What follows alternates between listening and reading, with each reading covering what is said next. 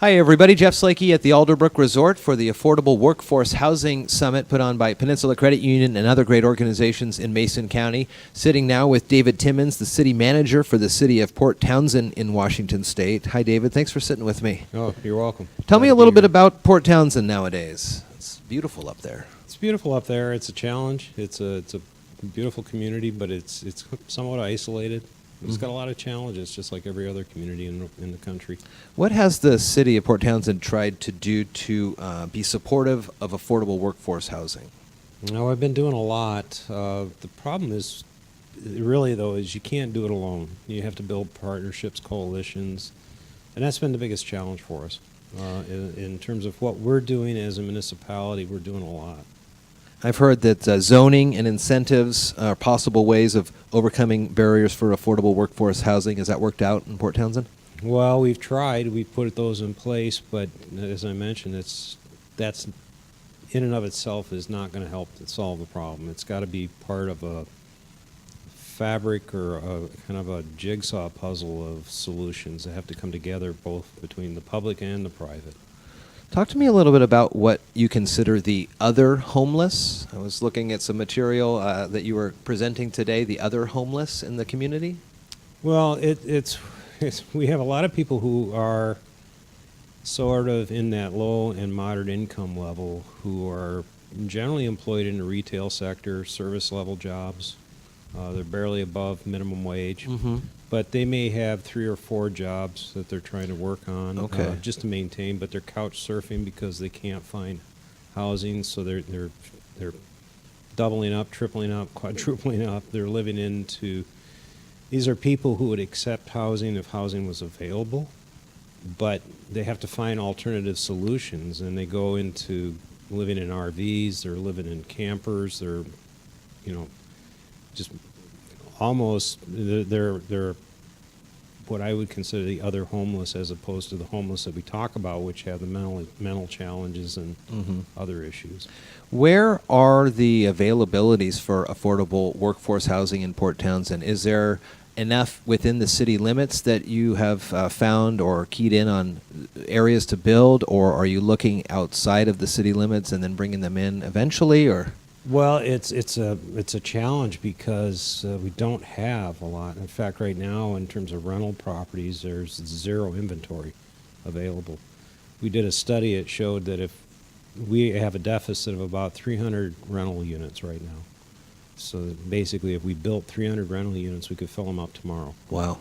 The challenge that you face is, and I was going to mention this to the one speaker, is if you increase density or allowances, and we've done this where projects have come in, but then they hit the market and the market takes over, and so you build a increased density between 2 properties, let's say, and those properties are renting for $1,200 a month.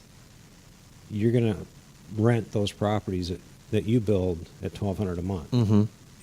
You're not going to put them in at $800 a month. Sure. So where do you negate the impacts of the market, and how do you deal with that? And that's what we're trying to develop in terms of having an active housing trust that can work in partnership by taking the market pressure off of the properties, but to maintain housing and affordability long-term in perpetuity rather than just the one-hit wonders.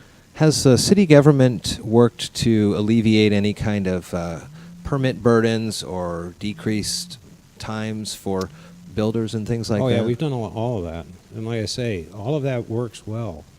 And then that benefits the affordability of the project. But once the market goes into effect, it's the affordability goes to the benefit of the developer who owns the property.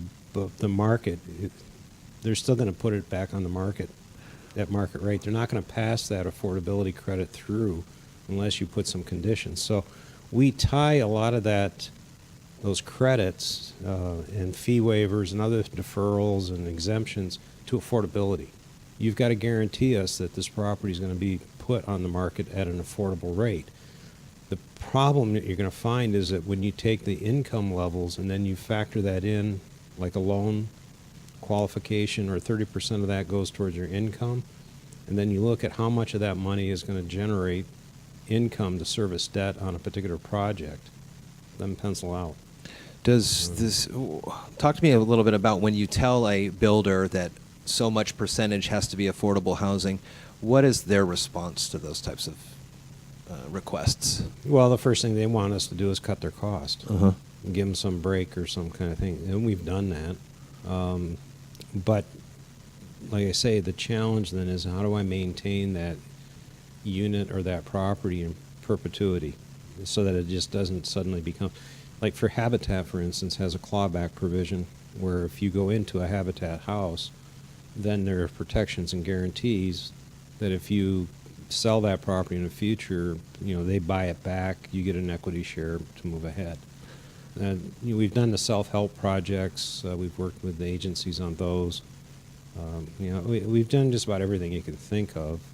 What have you tried that hasn't worked so well? Well, one is we did just a density bonus for a project that came in and argued for affordability and used affordability as a basis to justify the density bonus. It was granted. As soon as they hit the market, they're some of the highest cost per square foot housing that we have in the community. What's the rest of the community feel about this type of housing? Well, I don't think there's any objection to it. I think that a lot of people want more, and they want to help and do more, but it's going to be a challenge because we just did a project where we actually purchased an 4-unit complex out of Victoria, and we barged it over and put it on some city land with the idea of, here's a project. We're going to demonstrate the challenges that are ahead of us. When you look at affordability in terms of our incomes and what the rents have to be to maintain 80% affordability of income, and then you apply that to how much can go towards servicing debt, and then you look at how much a conventional loan would take, doesn't pencil out.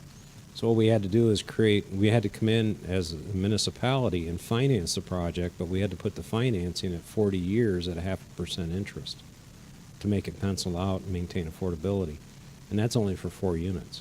Is that something that the Port Townsend city government wants to be a part of, kind of landlord rental issues? Well, no, we don't want to be the owner. What we're working with then is a housing trust would actually be the owner of the property. But what we're doing is actually trying to be the catalyst to make it happen by, doing what we can do, such as bringing our financing to the table that we can use. We also have to subsidize that loan for the first 20 years until the properties can actually get caught up and pay us back over the 40 years, because we had to borrow it at 20 and then they pay it back over 40. So you've got to look at those kind of partnerships and those complex solutions to do it. Over the next couple of years, what's the projected growth for affordable housing and people that qualify for that in Port Townsend? Well, it's big. There's 3 studies that we pieced together that tell the story of what happened. During a recession, we lost in our area about 1,500 jobs.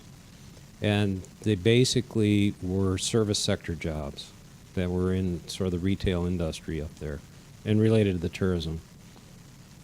But then during that same period of time, you look at the population demographics, the area got older on a per average basis. We became one of the oldest communities in the state of Washington. And what that tells you is those 1,500 jobs that were lost, generally they moved out and left, and they were the younger generation. But we didn't lose population, but we didn't grow in population. What happened, they got replaced by retirees moving in.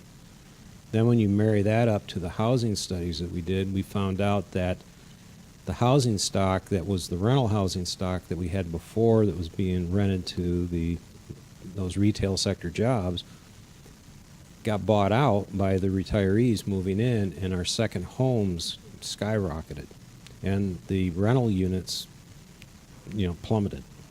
So in a sense, it was a big demographic shift that occurred as a result of the recession. Now to reverse that trend, to bring those people back, because the economy's coming back, we got more jobs available and people wanting to move back in, there's no housing inventory. So it becomes a chicken and egg. Okay, how are we going to get these jobs back without the housing? How are we going to get the housing, when we can't get people to even come in and build housing in the community because of our isolation? Mm-hmm. David Timmons, the city manager for the city of Port Townsend in Washington State. Thanks for talking with me. No, you're welcome. Glad to be here.